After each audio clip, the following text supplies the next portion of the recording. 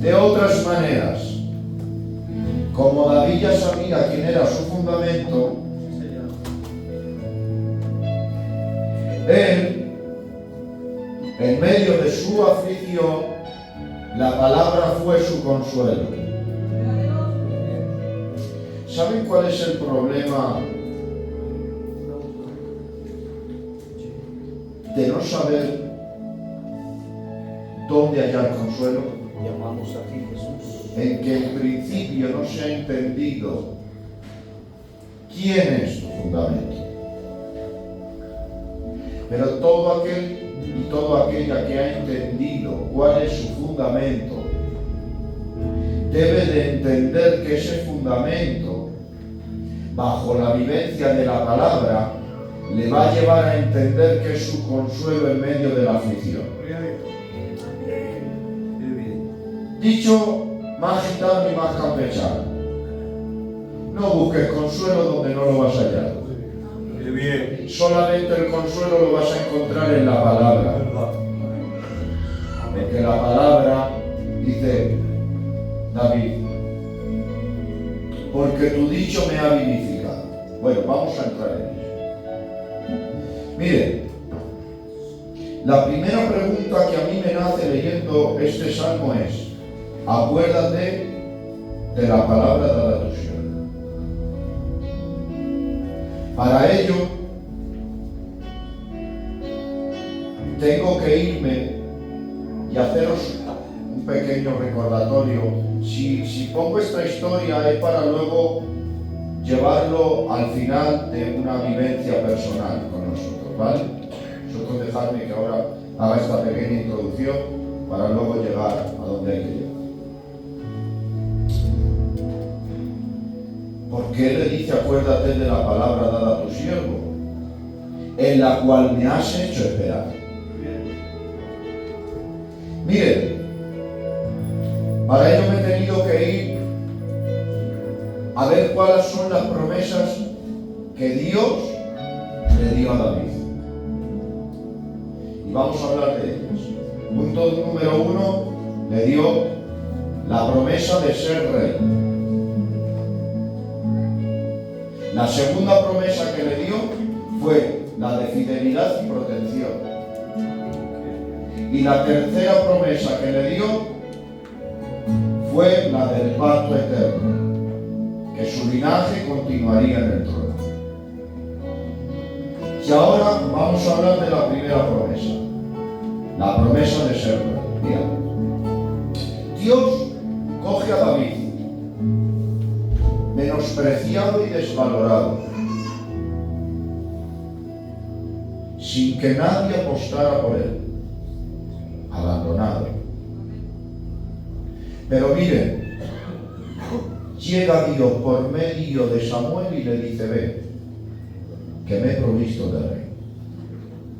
Y lo unge. Y cuando lo va a ungir, atención, lo unge. Esto a mí me llama la atención. A ver si aquí no te llama la atención. Lo unge a David. Pero voy a hacer una pregunta a la iglesia, así que me conteste, medita en ella.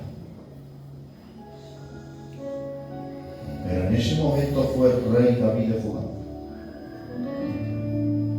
Piensa y medita.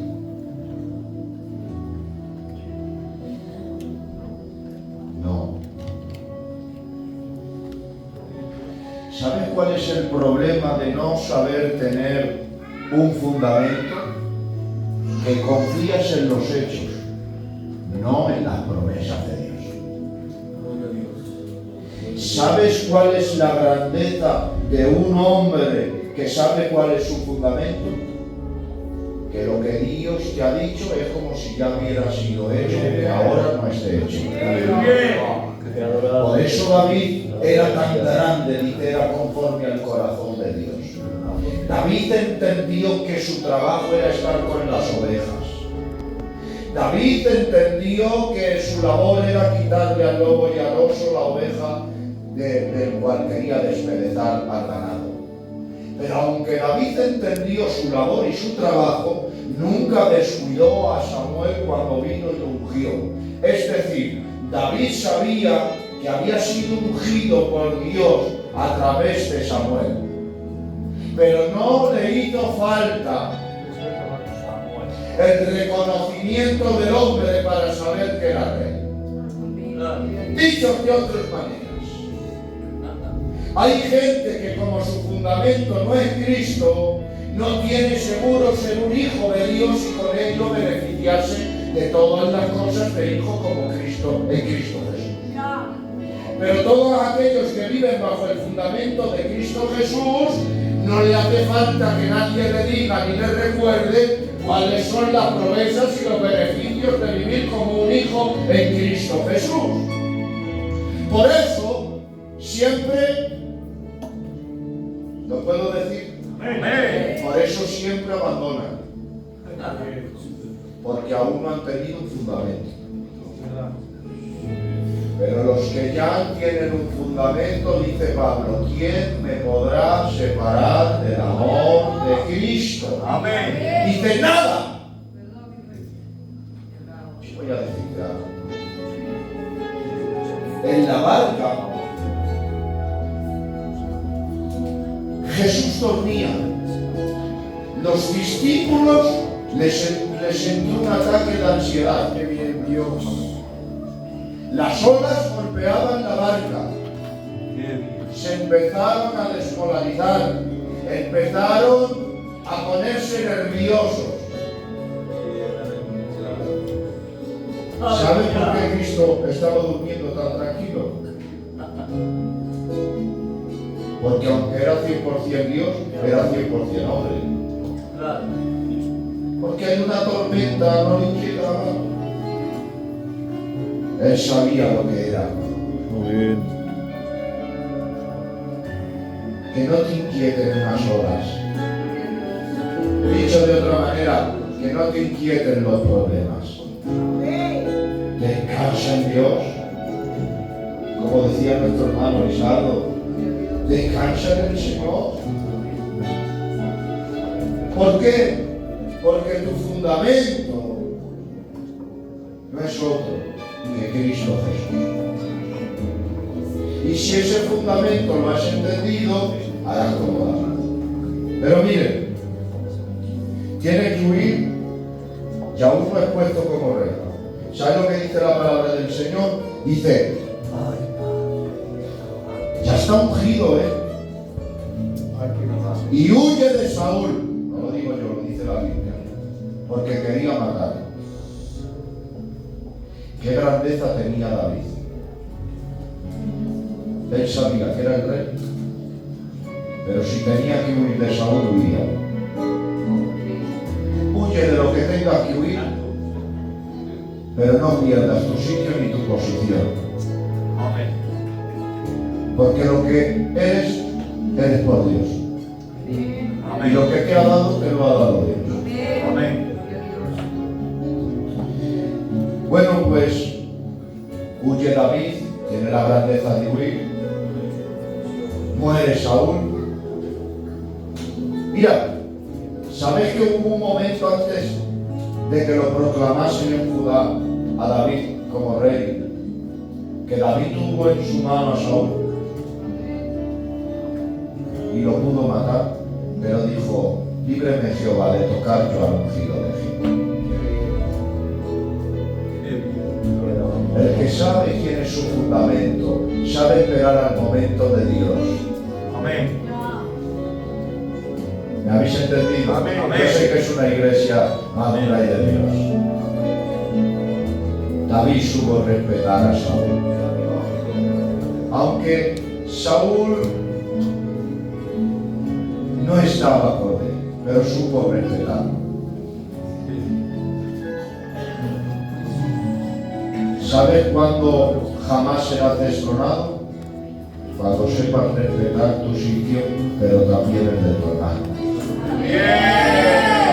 ¡Ay, qué bueno!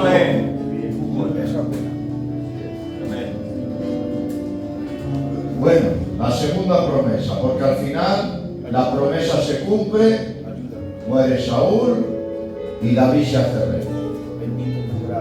Pregunto, Dios le hizo una promesa, ¿se cumplió?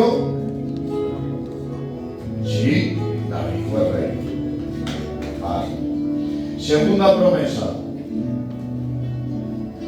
La promesa de la fidelidad y de la protección. Están llenos los salmos. Y David confiesa que la segunda promesa es cumplida también en David. Uno de los salmos que compone es: en paz me acostaré y así mismo dormiré, porque solamente tú me haces vivir confiado. Ahí entendió que la protección de Dios estaba con él. Pregunto, ¿se enfrentó a Goliat? ¿Sí o no, iglesia? Okay. ¿Se enfrentó a Goliat, sí o no, iglesia? Amén.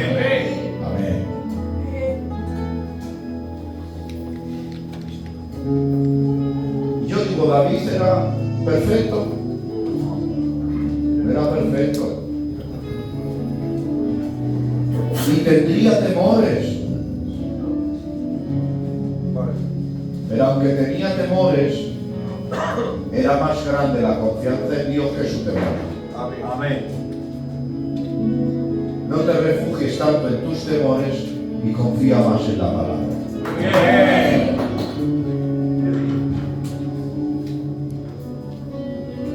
Pero claro, hay otros salmos también ahí que nos recuerdan la protección y la fidelidad de Dios. Que aunque ande en el valle de la sombra y de la muerte, no temeré mal alguno, porque tu vara y tu callado me infundirán aliento. Y entre eso de ellos dice: y aderezas mesas en medio de mis angustiadores. La segunda promesa también está cumplida. Dios le da protección a David. Y la tercera promesa. La tercera promesa es la del pacto eterno, que su linaje continuaría en el trono. Todos sabemos que está hablando el que dice en Isaías: un niño nos es nacido, hijo nos es dado.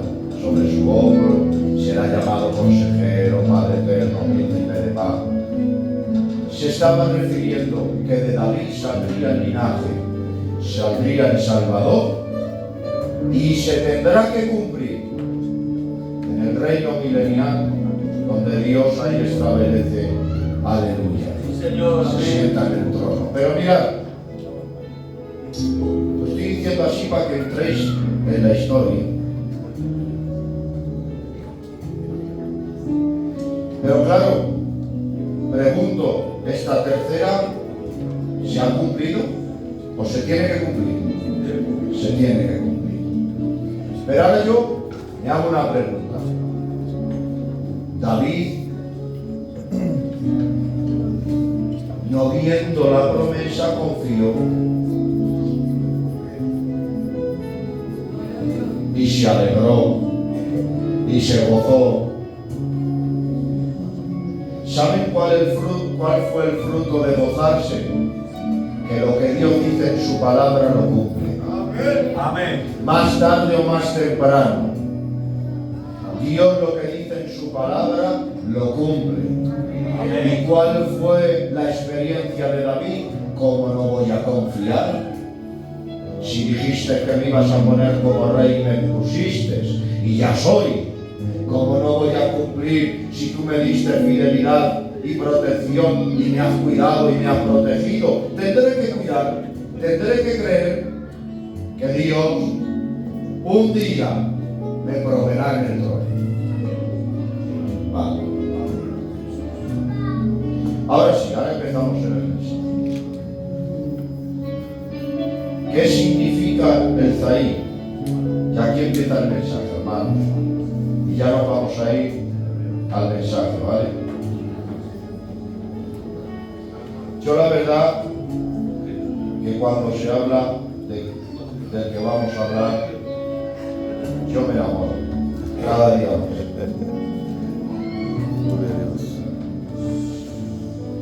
Vale. Si nos vamos al hebreo, atención ahora por favor, porque en 5 minutos concluimos, pero ahora está el mensaje donde a mí Dios me ha hablado y espero que a ti te hable. Amén. Zaí en hebreo significa espada o arma. De una raíz, sustento, nutrición. Os lo voy a explicar. El índice que marca Salmos por la composición de David es porque David confió en su palabra. Amén. ¿Y saben por qué tiene que poner el índice de Zaid? Porque fue el sustento de David, porque fue la nutrición de David, porque fue la espada de David, porque fue el arma de David. ¿Y qué fue el arma? La palabra de Dios. ¿Saben lo que confió David? No confió en este mundo. No confió en nada. No confió en nadie. Confió en la palabra. Y ese taín, esa espada, esa arma, ese sustento, esa nutrición, la noche que pasó frío, dice, y me fue de sustento y vivificó mi alma. Porque déjame decirte algo, en medio de tu aflicción, si no es la palabra la que te arma, si no es la palabra la que te escuda con su espada, y no es su sustento y su nutrición, jamás en el día de la angustia podrás sentir sustento y alegría. Es solamente con la palabra. Amén. Bueno, pero eso le sirvió a David.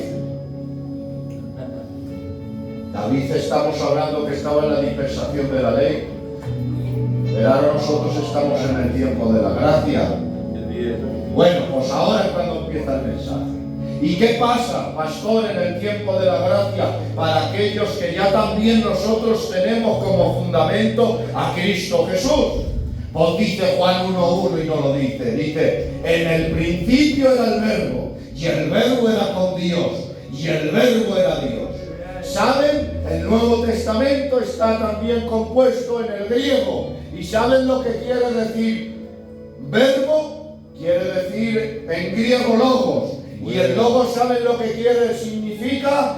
Palabra. Y ahora si cambiamos el verbo por la palabra, mira lo que nos dice Juan, aquellos que ya vivimos bajo el sustento de que Cristo es nuestro fundamento. Y dice Juan, en el principio era la palabra, y en la palabra era con Dios, y la palabra era Dios. Era en el principio con Dios. Todas las cosas por Él fueron hechas, y sin Él nada de lo que ha sido hecho fue hecho. En Él estaba la vida, y la vida era la luz de los hombres. La luz en las tinieblas resplandece, y las tinieblas no prevalecieron contra ella. La palabra de Dios, una de las cosas que tiene es que da luz en medio de una ceguera. Amén. Aleluya. Amén a tu palabra, Jesús.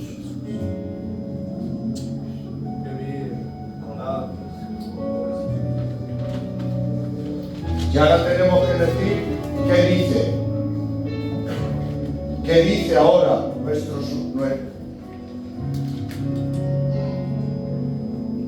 ¿Qué dice nuestra piedra angular? ¿Qué dice nuestro fundamento? Mira lo que te dice tu fundamento. Atención. Bueno, si en el principio era la palabra, y la palabra era con Dios, y la palabra era Dios, y habitó entre nosotros, ¿qué es la palabra ahora para el creyente? Dice Hebreos, porque la palabra de Dios es viva y eficaz, y más cortante que una espada de doble filo, y penetra hasta partir el alma y el espíritu, las coyunturas y los tuétanos, y discierne los pensamientos y las intenciones del corazón. Pero mira, me he quedado en poco. ¿Qué dices? Que tú eres la palabra. Y dice 2 de Timoteo 3:16. Sí, porque toda la escritura es inspirada por Dios. ¿Y qué? Y es útil para enseñar, para redarguir, para corregir, para instruir en justicia. ¿A fin de qué? A fin de que el hombre de Dios sea perfecto, enteramente preparado. ¿Para qué? para toda buena obra.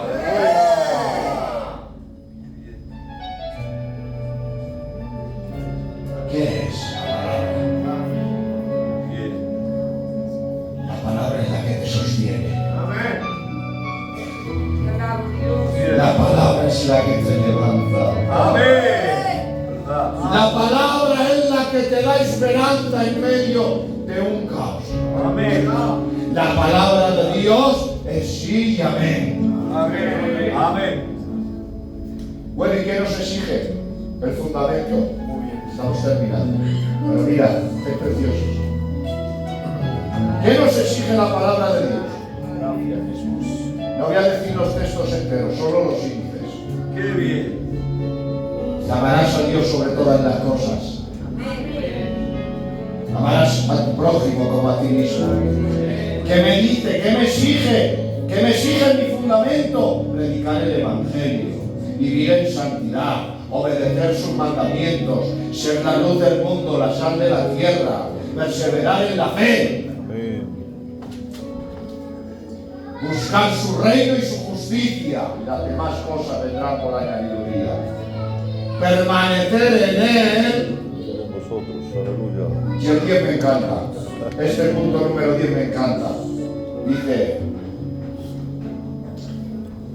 negarse a sí mismo, tomar tu cruz y seguirle a él. ¡Qué bien! Eso es la palabra de Dios. Amén. ¿Saben qué hace el fundamento? El fundamento te dice: si quieres lo haces y si no, no. Pero si quieres hacerlo, niégate a ti mismo. Eso duele. Eso nadie lo quiere, hermanos. Porque te llenas de razones, te llenas de lógicas. Pero ¿sabes que Dios rompe la lógica? Y cuando Dios rompe la lógica dice: niégate a ti mismo, que mis pensamientos no son tus pensamientos. Que yo no miro como tú miras. Y caminar no es como tu caminar. Por eso tienes que entender, iglesia de Dios, que tienes que negarte a tu yo cada día. Matar a tu vieja persona. Mira, ¿sabes lo que dice? Aleluya, Pablo. Dice: ya no vivo yo, mas Cristo vive en mí. ¿Sabes una de las cosas que tiene que hacer el creyente, el cristiano? Porque la naturaleza pecaminosa, es decir, los deseos desmedidos que viven en nosotros, están. Porque esa naturaleza está. Solo hay una manera. Y una vez lo entendí así: apartarla fuera de uso. Porque está. Cuando te pisan, apartarla de uso. Cuando viene un problema, apartarla de uso. Cuando te viene algo que te... apartarla de uso. ¿Y sabes cómo nos lo dice la Biblia que se aparta? Con la palabra. Viviendo en el Espíritu. Llenándonos de santidad. ¿Cómo podemos hacer que reine la palabra en nosotros? Dejándonos gobernar por aquel que es la palabra. ¿Y quién es la palabra? La palabra es el Logos. ¿Y quién es el Logos? Es aquel que nos ha redimido a precio de sangre. Deja de decirte, hermano y hermana, que un día descendió desde los cielos a la tierra. No le importó humillarse, siendo Dios, se hizo semejante a los hombres, y haciéndose semejante a los hombres, se hizo obediente. El Cristo que gobierna se hace obediente. El Dios que está en gloria desciende y se hace humano. Y voy a decirte algo: aquel que era la palabra ahora desciende y habita entre nosotros para decirte que vivas en santidad, que sin santidad nadie verá al Señor. Aleluya.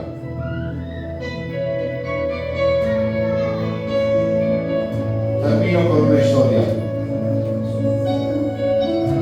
preciosa. Mira si es importante la palabra de Dios.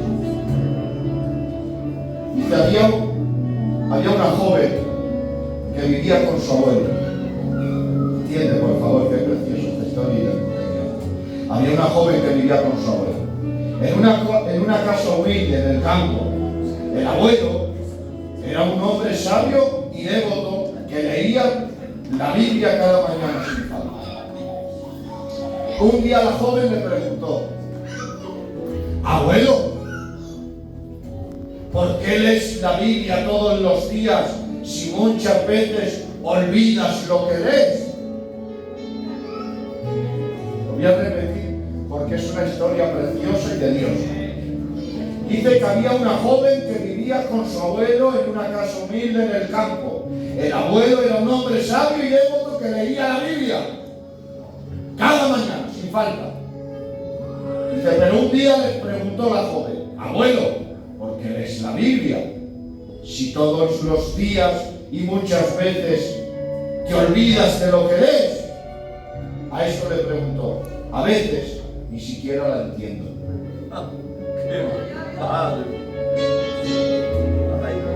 El abuelo no dijo nada de inmediato, solo le pidió que fuera al río y llenara una canasta de mimbre con agua. La muchacha lo intentó con ímpetu, pero el agua se escapaba por los agujeros del mimbre de la canasta. ¡Aleluya! La volvía a llenar. Con ilusión intentaba llenarla de agua, pero se escapaba el agua por el agujero del mimbre de la canasta. El abuelo, aleluya, sonreía cada vez que la muchacha venía y volvía con la canasta vacía. Y ahora esto que se ríe, cuando se cansa la joven le dice: abuelo, es imposible, no la puedo llenar de agua. Y le dice al abuelo: claro, pero mira ahora la canasta, ¿cómo está? Dice: limpia. Dice aquí en la palabra de Dios, aunque me queda la tierra, pero te limpia, te sana, te restaura. Esa es la palabra. Es una sangre que de mi casa de los traigas. Oh, gloria a Dios. Y la joven llorando dijo: yo quiero ser esa canasta de mimbre.